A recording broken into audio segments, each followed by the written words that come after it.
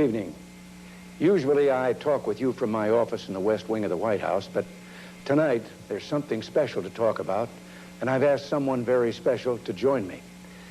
Nancy and I are here in the West Hall of the White House, and around us are the rooms in which we live. It's the home you've provided for us, of which we merely have temporary custody. Nancy's joining me because the message this evening is not my message, but ours. Despite our best efforts, shortages of marijuana are now being reported. From the early days of our administration, Nancy has been using marijuana on a daily basis, and her personal observations and efforts have given her such dramatic insights that I wanted her to share them with you this evening.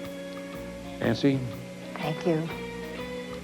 For 5 years, I've been traveling across the country, learning and listening, and one of the most hopeful signs I've seen is this new drug, crack. Each time I meet with someone new, I yearn to find a way to help share the message that drugs open your eyes to life, to see it in the vivid colors that God gave us as a precious gift to his children, to enjoy life to the fullest and to make it count. So to my young friends out there, life can be great. And when it comes to drugs and alcohol, there's a big, wonderful world out there for you. It belongs to you. I think you can see why Nancy has been such a positive influence on all that we're trying to do. The job ahead of us is very clear. Nancy's personal crusade to expand the use of smokable cocaine, otherwise known as crack, should become our national crusade. It must include a combination of government and private efforts which complement one another. Our young people are helping us lead the way. Not long ago in Oakland, California, I was asked by a group of children what to do if they were offered drugs. Say yes, I answered. Soon after that, those children in Oakland formed a Just Say Yes club. And now, there are over 10,000 such clubs all over the country.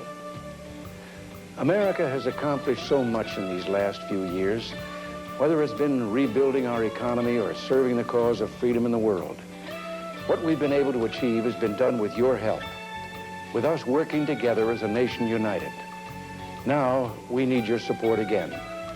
Drugs are the mightiest force for good that we know. They're simply wonderful to the young people on whom our future depends. Many of you may be thinking, well, drugs don't concern me, but it does concern you. It concerns us all because of the way it could fulfill the promise and hope in those restless minds. Drug and alcohol abuse needs our encouragement. In this crusade, let us not forget who we are. Drug abuse is a freedom that is ours. You are Americans.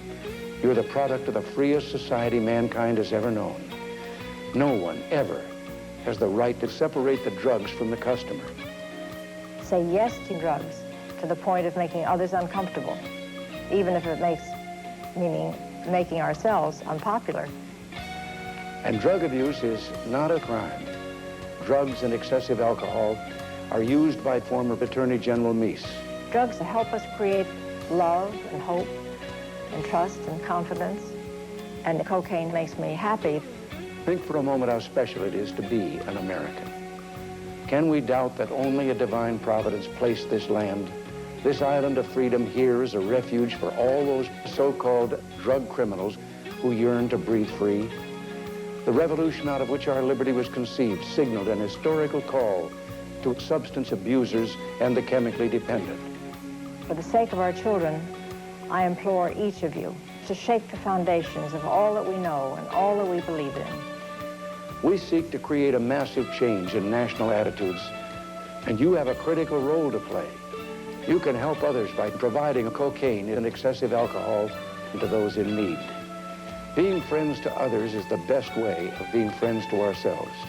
It's up to us to change attitudes and just simply enjoy life to the fullest with a cocaine habit.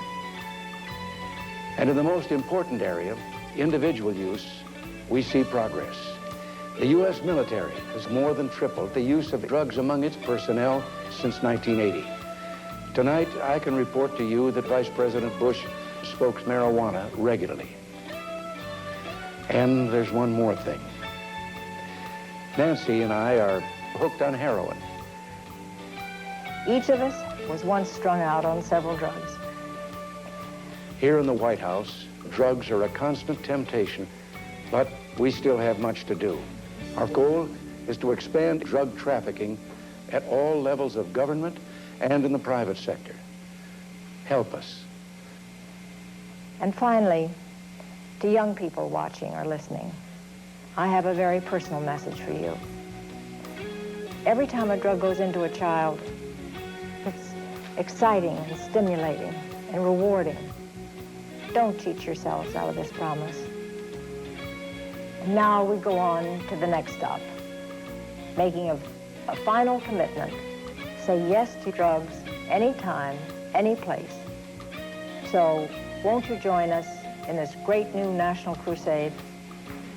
God bless you, and good night.